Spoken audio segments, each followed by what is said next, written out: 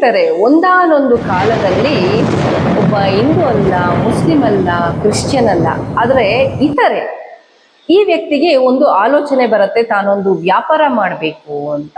ಸರಿ, ಯಾವುದೇ ವ್ಯಾಪಾರ ಕೆಲಸ ಏನೇ ಮಾಡಿದ್ರು ಉತ್ತಬೇಕು, ಬಿತ್ತಬೇಕು, ಮೈ ಬೆವರರಿಸ್ಬೇಕು, ಕೆಲಸ ಮಾಡಿದ್ರೆ ಮಾತ್ರ ನಿಮಗೆ ಯಾವುದೇ ಒಂದು ಲಾಭ ಸಿಗುವಂಥದ್ದು. ಇದೆಲ್ಲ ಮಾಡದೆ ನಾನು ಬಹಳ ನಿರಾಯಾಸವಾಗಿ ಹಣ ಮಾಡಬೇಕು ಅಂತ ಆಲೋಚನೆ ಮಾಡ್ತಾನೆ. ಈ ವ್ಯಕ್ತಿ ಹಿಂದೂ, ಮುಸ್ಲಿಂ, ಕ್ರಿಶ್ಚಿಯನ್ ಯಾವುದೂ ಅಲ್ಲದ ಕಾರಣ ಈ ವ್ಯಕ್ತಿ ಗಮನಿಸಿದ ರೀತಿಯಲ್ಲಿ ಸಮಾಜದಲ್ಲಿ ದೇವರು, ನಂಬಿಕೆ ಹಾಗೂ ಅವರ ಭಾವನೆಗಳನ್ನ ಇಟ್ಟು ವ್ಯಾಪಾರ ಮಾಡಿದ್ರೆ ಹೇಗೆ ಅಂತ ಆಲೋಚನೆ ಮಾಡ್ತಾನೆ. ಹೌದು, ಇದು ಸರಿಯಾದ ದಾರಿ, ಒನ್ ಟೈಮ್ ಇನ್ವೆಸ್ಟ್ಮೆಂಟು, ಫುಲ್ಲು ಲಾಭ ಅಂತ ಹೇಳಿ ಈ ವ್ಯಕ್ತಿ ಫೈಂಡ್ ಔಟ್ ಮಾಡ್ತಾನೆ. ಸರಿ, ಫೈಂಡ್ ಔಟ್ ಮಾಡಿದ ಈ ವ್ಯಕ್ತಿ ಮಾಡುವ ಮೊದಲನೇ ಕೆಲಸ ಏನಪ್ಪಾ ಅಂತ ಹೇಳಿದ್ರೆ, ಒಂದು ಸಣ್ಣ ಗುಡಿಯನ್ನು ಕಟ್ತಾನೆ. ಅದರಲ್ಲಿ ದೇವರನ್ನ ತಂದಿಡ್ತಾನೆ, ಪ್ರಾರ್ಥನೆ ಮಾಡಲಿಕ್ಕೆ ಶುರು ಮಾಡ್ತಾನೆ. ಇದನ್ನು ಗಮನಿಸಿದ ಜನರೆಲ್ಲ ಬಂದು ಅಲ್ಲಿ ಪ್ರಾರ್ಥನೆ ಮಾಡಲಿಕ್ಕೆ ಶುರು ಮಾಡ್ತಾರೆ. ದಿನ ಕಳೆದಂತೆ ಈತ ಒಂದು ಸಣ್ಣ ಗುಡಿಸಿಲಿನಲ್ಲಿದ್ದವನು ಒಂದು ನಾರ್ಮಲ್ ಒಂದು ಮನೆಯನ್ನ, ಹಂಚಿನ ಮನೆಯನ್ನ ಕಟ್ಕೊಳ್ತಾನೆ. ಯಾಕಂದ್ರೆ ಅಲ್ಲಿ ಬರುವ ಭಕ್ತಾದಿಗಳೆಲ್ಲ ಕಾಣಿಕೆಗಳನ್ನ ಕೊಡ್ತಾ ಇರ್ತಾರೆ. ಮನೆಗೆ ಬೇಕಾಗುವಂತಹ ಆಹಾರ ಪದಾರ್ಥಗಳು, ದಿನಸಿಗಳು, ಸಿರಿಧಾನ್ಯಗಳು ಎಲ್ಲವೂ ಸಿಗ್ತಾ ಇರತ್ತೆ. ಅದೇ ಹಳ್ಳಿಯ ಜನರು ಹಾಲನ್ನು ಕರೆದುಕೊಂಡು ಬಂದು ಹಾಲು, ಬೆಣ್ಣೆ, ತುಪ್ಪ, ಮೊಸರು ಎಲ್ಲ ಫ್ರೀಯಾಗಿ ಸಿಗ್ತಾ ಇರತ್ತೆ. ಹೀಗಿರುವಾಗ ಈ ವ್ಯಕ್ತಿ ಈ ಬಿಸ್ನೆಸ್ ಅನ್ನ ಇನ್ ಸ್ವಲ್ಪ ಎಕ್ಸ್ಪ್ಯಾಂಡ್ ಮಾಡೋಣ ಅಂತ ಹೇಳಿ ತನ್ನ ಸಹೋದರರನ್ನು ಕೂಡ ಈ ಬಿಸ್ನೆಸ್ಸಿಗೆ ಸೇರಿಸ್ಕೊಳ್ತಾನೆ. ಒಬ್ಬ ಸಹೋದರನದ್ದು ಹಾಲು, ಮೊಸರು, ಬೆಣ್ಣೆ ಬರುತ್ತಲ್ಲ, ಇದರ ವ್ಯಾಪಾರವನ್ನ ಮಾಡು ನೀನು ಅಂತ ಹೇಳಿ ಅದಕ್ಕೆ ಬಿಡ್ತಾನೆ. ಇನ್ನೊಬ್ಬ ಸಹೋದರನನ್ನು ಅದರಿಂದ ಬಂದ ಹಣದಿಂದ ನೀನು ಬೇರೆ ವ್ಯವಹಾರಗಳನ್ನ ಮಾಡು ಅಂತ ಹೇಳಿ ಹೇಳ್ತಾನೆ. ಇನ್ನೊಬ್ಬ ಸಹೋದರನಿಗೆ ನೀನು ಏನು ಈ ದವಸ ಧಾನ್ಯಗಳೆಲ್ಲ ಬರ್ತಾ ಇದೆ, ಇದನ್ನೆಲ್ಲ ಮಾರಿ ನೀನು ಏನಾದ್ರೂ ಒಂದು ಸಣ್ಣ ಶಾಲೆಗೆ ಸ್ಟಾರ್ಟ್ ಮಾಡು ಅಂತ ಹೇಳ್ತಾನೆ. ಹೀಗೆ ಮನೆಯಲ್ಲಿದ್ದ ಎಲ್ಲ ಸಹೋದರ ಸಹೋದರಿಯರು ಎಲ್ಲರೂ ದುಡಿದು ಆಗರ್ಭ ಶ್ರೀಮಂತರಾಗ್ತಾರೆ. ಹೀಗೆ ಶ್ರೀಮಂತರಾದ ಇವರಿಗೆ ಖಜಾನೆ ತುಂಬಾ ಚಿನ್ನದ ಬಿಸ್ಕೆಟ್ಸು, ನಿಮ್ಗೆ ಬೇಕಾದ ಒಡವೆಗಳು, ಬೇಕಾದ ಒಂದು ಬೆಳ್ಳಿ ಆಭರಣಗಳು, ಚಿನ್ನದ ಆಭರಣಗಳು, ವಜ್ರ ವೈಡೂರ್ಯಗಳು ಎಲ್ಲವೂ ಆಗ್ತದೆ. ಹೀಗೆ ಕಾಲ ಕಳೆದಂತೆ ಮಕ್ಕಳಾದ್ರು, ಮೊಮ್ಮಕ್ಕಳಾದ್ರು, ಆ ಗ್ರಾಮವೂ ಬೆಳೀತಾ ಹೋಯ್ತು. ಗ್ರಾಮವು ಬೆಳೀತಾ ಹೋದಂಗೆ ಅದೊಂದು ಸಿಟಿ ಆಯಿತು. ಅದೊಂದು ದೊಡ್ಡ ಒಂದು ಅಲಂಕಾರಗೊಂಡ ಒಂದು ಸಾಮ್ರಾಜ್ಯದಂಗೆ ಕಾಣತೊಡಗಿತು. ಇಡೀ ಸಾಮ್ರಾಜ್ಯದಲ್ಲೆಲ್ಲ ಇವರೇ, ಉತ್ಲಿಲ್ಲ ಬಿತ್ಲಿಲ್ಲ, ಮೈಯಿಂದ ಒಂದು ಹನಿ ಬೆವರರಿಸ್ಲಿಲ್ಲ. ಬರೀ ಬಂದಂತಹ ಒಂದು ಸೇವಾ ರೂಪದಲ್ಲಿ ಬರುವಂತಹ ಭಕ್ತರು ಕೊಡುವಂತಹ ಈ ಕಾಣಿಕೆಗಳೇ ಇವರಿಗೆ ಬಿಸ್ನೆಸ್ ಇಂದ ಬಂದ ಲಾಭ. ಇವರ ಇನ್ವೆಸ್ಟ್ಮೆಂಟ್ ಏನು ಅಂದ್ರೆ ಒಂದು ಗುಡಿ, ಸಣ್ಣ ಗುಡಿ. ಆ ಗುಡಿಯನ್ನು ದೊಡ್ಡ ದೇವಸ್ಥಾನ ಮಾಡ್ತಾರೆ. ಭಕ್ತಾದಿಗಳು ಹೆಚ್ಚೆಚ್ಚು ಬಂದು ಉಳ್ಕೊಳ್ಬೇಕು ಅಂತಂದ್ರೆ ಅಲ್ಲಿ ದೊಡ್ಡ ದೊಡ್ಡ ಆಶ್ರಮಗಳನ್ನ, ತಂಗುದಾಣಗಳನ್ನ ಎಲ್ಲ ಟ್ರಾನ್ಸ್ಪೋರ್ಟ್ ಇರ್ಬೋದು, ಎಲ್ಲವನ್ನು ಆರ್ಗನೈಸ್ ಮಾಡ್ತಾ ಹೋಗ್ತಾರೆ. ಕುಟುಂಬ ತುಂಬಾ ಚೆನ್ನಾಗಿ ಬೆಳೆಯುತ್ತೆ. ಇಲ್ಲಿ ಯಾವಾಗ ನಿಮಗೆ ಹಣ ಜಾಸ್ತಿ ಆಗತ್ತೆ, ಆಗ ಸ್ವಲ್ಪ ಕ್ರೈಮ್ ಕೂಡ ಜಾಸ್ತಿ ಆಗ್ತಾ ಹೋಗುತ್ತೆ. ಅಲ್ಲಿ ಕ್ರೈಮ್ಗಳು ಯಾವ ರೀತಿ ಆಗ್ತಾ ಹೋಯ್ತು ಅಂದ್ರೆ, ಇವರ ಎಕ್ಸ್ಪ್ಯಾನ್ಷನ್ ಆಗ್ಬೇಕಲ್ವಾ ಇವರ ಬಿಸ್ನೆಸ್. ಇವರ ಪ್ರಕಾರ ಅದು ಬಿಸ್ನೆಸ್, ಜನರ ಪ್ರಕಾರ ಅದು ನಂಬಿಕೆಯ ದೇವಸ್ಥಾನ. ದೇವರಿಗೂ ಭಕ್ತರು ಅಲ್ಲಿಗೆ ಬರುವಂಥದ್ದು. ಇವರು ಮಾಡಿರೋ ಒಂದೇ ಒಂದು ಒಳ್ಳೆ ಕೆಲಸ ಏನಪ್ಪಾ ಅಂತ ಹೇಳಿದ್ರೆ, ದೇವರನ್ನ ಅಲ್ಲಿ ತಗೊಂಡೋಗಿ ಇಟ್ಟು ಪೂಜೆ ಮಾಡ್ಲಿಕ್ಕೆ ಶುರು ಮಾಡಿದ್ದು. ಅವರೇ ಪೂಜೆ ಮಾಡಿದ್ರಾ? ಇಲ್ಲ, ಒಂದಷ್ಟು ಜನ ಎಂಪ್ಲಾಯೀಸ್ ರೀತಿಯಲ್ಲಿ ಅರ್ಥ ಮಾಡ್ಕೊಳ್ಬೇಕು ನೀವು. ಎಂಪ್ಲಾಯೀಸ್ ರೀತಿಯಲ್ಲಿ ಪುರೋಹಿತರನ್ನ ಕರೆಸಿ ಅವರನ್ನ ಅಲ್ಲಿ ಇಟ್ಕೊಳ್ತಾರೆ. ಇವರು ಎಂಪ್ಲಾಯೀಸ್, ಅಲ್ಲಿ ಕೆಲಸ ಮಾಡುವಂಥವ್ರು. ಪಾಪ ನಮ್ಮ ಬಡ ಬ್ರಾಹ್ಮಣರು, ಅವರ ಜೀವನವೂ ಹೋಗ್ಬೇಕು, ಅವರು ಹೋಗಿ ಅಲ್ಲಿ ಕೆಲಸ, ದೇವರ ಸೇವೆ ಅಲ್ವಾ, ಅವ್ರು ಎಲ್ಲಿದ್ರೂ ಮಾಡ್ತಾರೆ. ಅವರು ಸರ್ವೇ ಜನ ಸುಖಿನೋ ಭವಂತು ಅಂತ ಹೇಳಿ ನಮ್ಮ ಬ್ರಾಹ್ಮಣ ವರ್ಗದವರು ಸದಾ ಕಾಲ ಎಲ್ರಿಗೂ ಆಶೀರ್ವಾದ ಮಾಡುವಂಥವ್ರು. ನೀವೊಂದು ಸತ್ಯನಾರಾಯಣ ಪೂಜೆ ಮಾಡಿ, ಗಣ ಹೋಮ ಮಾಡಿ, ಯಾವುದೇ ಪೂಜೆಗಳನ್ನು ಮಾಡಿದ್ರು ಅವರು ಮನಸ್ಸಿಂದ ಅರಸುವವರು. ಹಾಗೆ ಈ ಬುದ್ಧಿವಂತ, ಇತರೆ ಬುದ್ಧಿವಂತ ಏನಿದ್ದಾರೆ, ಇವರು ನಿರ್ಮಾಣ ಮಾಡಿದ ದೇವಸ್ಥಾನದಲ್ಲಿ ಅರ್ಚಕರುಗಳಾಗಿ ಸುಮಾರು ಜನ ಕೆಲಸ ನಿರ್ವಹಿಸಕ್ಕೆ ಶುರು ಮಾಡ್ತಾರೆ. ಅವರು ಮಾಡುವ ಪೂಜೆಯಿಂದಲೋ ಏನೋ ಅಲ್ಲಿ ಹೋಗುವ ಎಲ್ಲಾ ಭಕ್ತರಿಗೂ ಎಲ್ಲಾ ಪೂಜೆಯು ಅವರು ಹೇಳಿಕೊಂಡ ಎಲ್ಲಾ ಅರ್ಕೆಗಳು ಚೆನ್ನಾಗಾಗತ್ತೆ. ಅದರಿಂದ ಅವರು ಹೆಚ್ಚು ಹೆಚ್ಚು ಕಾಣಿಕೆಗಳನ್ನ ಕೊಡ್ತಾರೆ. ಅವರು ಕೊಟ್ಟ ಕಾಣಿಕೆಗಳೆಲ್ಲ ನಮ್ಮ ಬಿಸ್ನೆಸ್ ಮ್ಯಾನ್ಗೆ ಸೇರತ್ತೆ. ನಮ್ಮ ಬಿಸ್ನೆಸ್ ಮ್ಯಾನು ಇನ್ನಷ್ಟು ಮತ್ತಷ್ಟು ಅಭಿವೃದ್ಧಿ ಹೊಂದ್ತಾ ಹೋಗ್ತಾರೆ. ಈ ಮಧ್ಯೆ ಒಂದು ಅಹಿತಕರ ಘಟನೆಗಳು ಕೂಡ ಅಲ್ಲಿ ನಡೆದೋಗ್ಬಿಡತ್ತೆ. ಏನಪ್ಪಾ ಅಂತ ಹೇಳಿದ್ರೆ, ಇವರು ಇಷ್ಟಕ್ಕೆ ಅಂದ್ರೆ ಅಲ್ಲಿದ್ದ ಜನರ ಭೂಮಿಯನ್ನು ಒಂದಷ್ಟು ಆಕ್ರಮಣ ಮಾಡ್ಕೊಳ್ಳುವಂಥದ್ದು, ದೇವರ ಹೆಸರಲ್ಲಿ ಹಾಗೂ ನಂಬಿಕೆಯ ಇದರಲ್ಲಿ ಇದು ದೇವಸ್ಥಾನಕ್ಕೆ ಇರ್ಲಿ ಅಂತ ಹೇಳಿ ತಗೊಳ್ಳುವಂಥದ್ದು ಎಲ್ಲವೂ ನಡೀತಾ ಇರತ್ತೆ. ಕಾಲಕ್ರಮೇಣ ನಡೀತಾ ಹೋಗುತ್ತೆ.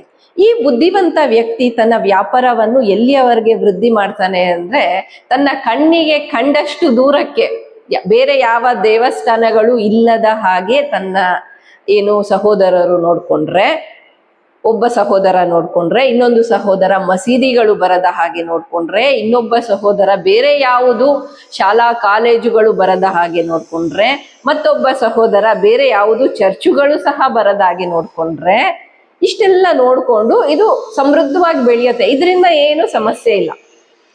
ಸಮಸ್ಯೆ ಆದದ್ದು ಇವರ ಮಕ್ಕಳು, ಮೊಮ್ಮಕ್ಕಳು, ಮರಿ ಮೊಮ್ಮಕ್ಕಳು ಎಲ್ಲ ಹುಟ್ಟುತ್ತಾರೆ. ಈ ಹುಟ್ಟಿದವರು ಎಲ್ಲರೂ ಯಾವತ್ತೂ ಕಷ್ಟಪಟ್ಟಿಲ್ಲ, ಯಾವುದಕ್ಕೂ ಕಷ್ಟ ಇಲ್ಲ ಅವರಿಗೆ. ಹುಟ್ಟುವಾಗ್ಲೇ ಚಿನ್ನದ ತಟ್ಟೆಯಲ್ಲಿ ಹುಟ್ಟಿದವರು. ನಮ್ಮ ಬಿಸ್ನೆಸ್ ಮ್ಯಾನ್, ಮೊದಲಿನ ಬಿಸ್ನೆಸ್ ಮ್ಯಾನ್ ಆದ್ರೂ ಪಾಪ ಗುಡಿಸಿಲಲ್ಲಿ ಹುಟ್ಟಿರ್ತಾರೆ, ಅಂಚಿನ ಮನೆಗೆ ಹೋಗ್ತಾರೆ, ಆಮೇಲೆ ದೊಡ್ಡ ಅರಮನೆಗೆ ಹೋಗ್ತಾರೆ. ಅವರೆಲ್ಲ ಡೆವಲಪ್ ಆಗ್ತಾ ಬಂದಿರ್ತಾರೆ. ಈ ಹುಟ್ಟಿದ ಮರಿ ಮೊಮ್ಮಕ್ಳೇನಿರ್ತಾರೆ, ಇವರು ಫುಲ್ಲು ಹುಟ್ಟಿದ್ದೇ ಹೀಗೆ ಅಲ್ವಾ, ಗೋಲ್ಡನ್ ಸ್ಪೂನ್ ಅಲ್ಲಿ ಅರಮನೆಯಲ್ಲಿ ಹುಟ್ಟಿದ ರಾಜಕುಮಾರರು. ಅವರು ರಸ್ತೆಯಲ್ಲಿ ಹೋಗುವ ಹೆಣ್ಣು ಮಕ್ಕಳನ್ನು ನೋಡಿ ಅವರು ತಮ್ಮ ನೀಚ ದೃಷ್ಟಿಯನ್ನ ಹಾಕ್ತಾರೆ. ಇಲ್ಲಿ ಸಮಸ್ಯೆ ಆದಂಥದ್ದು. ಇಲ್ಲಿ ಸಮಸ್ಯೆ ಆದದ್ದೇನಪ್ಪಾ ಅಂತ ಹೇಳಿದ್ರೆ, ಆಗ ಆ ದೇವ್ರು ಸಹಿಸುದಿಲ್ಲ ಕಣ್ರಿ. ಆ ದೇವರಿಗೆ ಸಿಟ್ಟು ಬರುವುದು ಅಲ್ಲೇ. ಯಾಕಂದ್ರೆ ಭಕ್ತಾದಿಗಳು ಅಲ್ಲಿಗೆ ಸಾವಿರಾರು ಸಂಖ್ಯೆಯಲ್ಲಿ ಬರುವಾಗ ದೇವ್ರು ಸಂತೃಪ್ತನಾಗ್ತಾನೆ. ಬಿಡು, ಇವನೇನೋ ಮಾಡ್ತಾ ಇದ್ದಾನೆ, ನನಗೋಸ್ಕರ ಒಂದು ಗುಡಿ ಕಟ್ಟಿದಾನೆ, ಜನ ಬರ್ತಾ ಇದ್ದಾರೆ ಭಕ್ತಾದಿಗಳು, ಅವರ ಕಷ್ಟಗಳನ್ನು ಆಲಿಸೋಣ ಅಂತ ಹೇಳಿ, ಸರಿ ನೀನ್ ತಿಂದ್ಕೊಂಡು ಬದುಕೋ, ನೀನ್ ಗುಡಿ ಕಟ್ಟಿದ್ಯಲ್ಲ ಅದಕ್ಕೆ ನೀನು ಈ ಎಲ್ಲ ಐಶ್ವರ್ಯಗಳನ್ನ ಅನುಭವಿಸು ಅಂತ ಹೇಳಿ ಪಾಪ ಭಗವಂತನು ಕ್ಷಮಿಸಿ ಅಲ್ಲ, ಅವ್ರು ಕೊಟ್ಟಿರ್ತಾರೆ.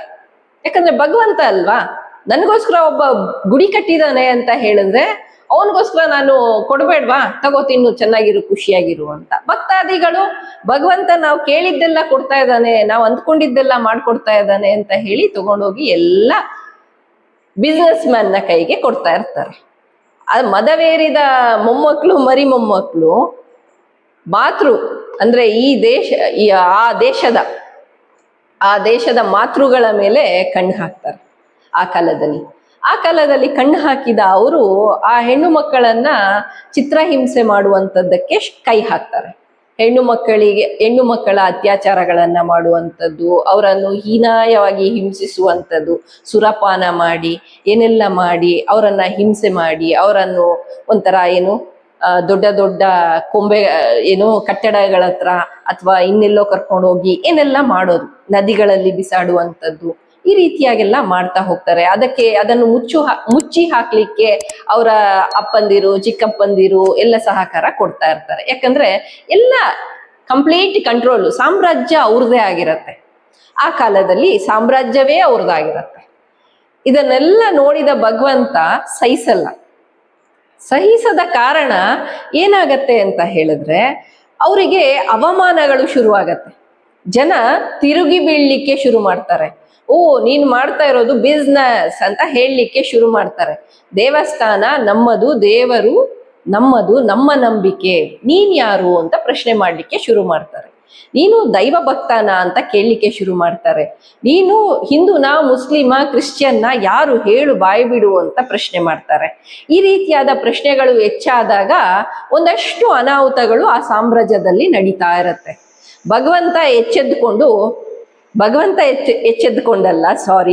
ಭಗವಂತ ಭಕ್ತಾದಿಗಳನ್ನ ಎಚ್ಚರಿಸ್ತಾನೆ. ಭಕ್ತರು ಎಚ್ಚೆದ್ದು ಒಂದಷ್ಟು ವಾರ್ನಿಂಗ್ಸ್ ಅನ್ನ ಅವ್ರಿಗೆ ಕೊಡ್ತಾ ಹೋಗ್ತಾರೆ ಸಾಮ್ರಾಜ್ಯದವ್ರಿಗೆ. ಇದರಿಂದ ಆ ಮೊಮ್ಮಕ್ಳು ಏನಿರ್ತಾರೆ ಅವರು ಚಂದ್ರಲೋಕಕ್ಕೆ ಹೋಗ್ತಾರೆ. ಯಾಕಂದ್ರೆ ಚಂದ್ರಲೋಕಕ್ಕೆ ಹೋಗ್ಬಿಡೋಣ ನಾವು, ಚಂದ್ರಲೋಕ ಕೂಡ ನಮ್ದೇ ಅಂದ್ರೆ ಅಷ್ಟರ ಮಟ್ಟಿಗಿನ ಶ್ರೀಮಂತಿಕೆ ಅವ್ರ ಹತ್ರ, ಆ ಲೋಕಕ್ಕೆ ಹೋಗ್ಬಿಡ್ತಾರೆ ಅವರು. ಈ ರೀತಿಯಾಗಿ ಆದ್ರೆ ನ್ಯಾಯ ಮಾತ್ರ ಸಿಗಲ್ಲ. ಅಲ್ಲಿ ಆದ ಹೆಣ್ಮಕ್ಳಿಗಾದ ನೋವು, ಅಲ್ಲಿ ಆದ ಒಂದಷ್ಟು ದೌರ್ಜನ್ಯ, ಇದ್ಯಾವುದಕ್ಕೂ ನ್ಯಾಯ ಸಿಗದ ಕಾರಣ ಆ ಸಾಮ್ರಾಜ್ಯದ ಜನ ದಂಗೆಗೇಳ್ತಾರೆ. ದಂಗೆಗೆದ್ದು ಆ ಸಾಮ್ರಾಜ್ಯವನ್ನ ಇನ್ನೇನು ಮುಗಿಸಿಯೇ ಬಿಡಬೇಕು ಅನ್ನುವಷ್ಟರ ಮಟ್ಟಿಗೆ ಆಗತ್ತೆ ಅಲ್ಲಿ. ಈಗಿರುವಾಗ ಏನಾಯ್ತು ಅಂತ ಹೇಳಿದ್ರೆ ನನಗೆ ಎಚ್ಚರ ಆಗ್ಬಿಡ್ತು. ನಾನು ಚೆನ್ನಾಗಿ ನಿದ್ದೆ ಮಾಡಿದ್ದೆ, ನಾನು ಈ ಒಂದು ಕನಸನ್ನ ಕಂಡೆ ಈ ರೀತಿಯಾಗಿ. ಸೊ ಏನಾದ್ರೂ ಈ ರೀತಿಯಾಗಿ ಎಲ್ಲಾದ್ರೂ ನಡೆದು ಬಿಟ್ರೆ ಸ್ನೇಹಿತರೆ ಬಹಳ ಕಷ್ಟ ಅಲ್ವಾ? ಎಷ್ಟು ದೊಡ್ಡ ಕ್ರೈಮ್ ಇದು ಅಂತ ಅನ್ನಿಸ್ತು. ಯಾವತ್ತೇ ಆಗ್ಲಿ ನಮ್ಮ ದೇಶದಲ್ಲಿ ಈವರೆಗೂ ಈ ತರ ಎಲ್ಲ ಆಗಿಲ್ಲಪ್ಪ. ನಾನಂತೂ ಈ ಕನಸು ಕಂಡ ಮೇಲೆ ಸಿಕ್ಕಾಪಟ್ಟೆ ಭಯ ಪಟ್ಕೊಂಡ್ಬಿಟ್ಟೆ. ಇದೊಂದು ಗೀವಿ ಮಾಡ್ಬೋದೇನೋ, ಯಾಕಂದ್ರೆ ನಾನ್ ತುಂಬಾ ಸಿನಿಮಾಸ್ ನೋಡ್ತೀನಲ್ಲ, ತುಂಬಾ ಸಿನಿಮಾ ನೋಡೋದ್ರಿಂದ ಈ ರೀತಿಯಾದ ಕನಸು ಬಂದಿರ್ಬೋದು. ಈ ಕನಸಿಂದ ನಾನು ಎಚ್ಚರ ಆಗಿದ್ದೇನೆ. ನಿಮಗೆ ಈ ಕನಸು ಕೇಳಿ ಹೆಂಗ್ ಅನ್ನಿಸ್ತು, ಏನ್ ಅನ್ನಿಸ್ತು ಅನ್ನೋದನ್ನ ಕಮೆಂಟ್ ಮಾಡಿ. ಯಾವುದೇ ಕಾರಣಕ್ಕೂ ಯಾವುದೇ ದೇಶದಲ್ಲೂ ಜನರ ಭಾವನೆ, ಜನರ ಭಕ್ತಿ ಹಾಗೂ ಜನರ ಒಂದು ಏನು ದೇವರುಗಳು, ಜನರು ನಂಬುವಂತ ದೇವರುಗಳು ಇವನ್ನೆಲ್ಲ ಇಟ್ಕೊಂಡು ಯಾರು ಯಾವತ್ತೂ ಬಿಸ್ನೆಸ್ ಮಾಡಬಾರ್ದು ಅನ್ನುವಂಥದ್ದು ನನ್ನ ಒಂದು ಏನು ಕಳಕಳಿಯ ವಿನಂತಿ ಹಾಗೂ ಒಂದು ಆಲೋಚನೆ ಕೂಡ. ಏನನ್ಸುತ್ತೆ ಫ್ರೆಂಡ್ಸ್ ನನ್ನ ಈ ಕನಸನ್ನ ಕೇಳಿ ನಿಮಗೆ?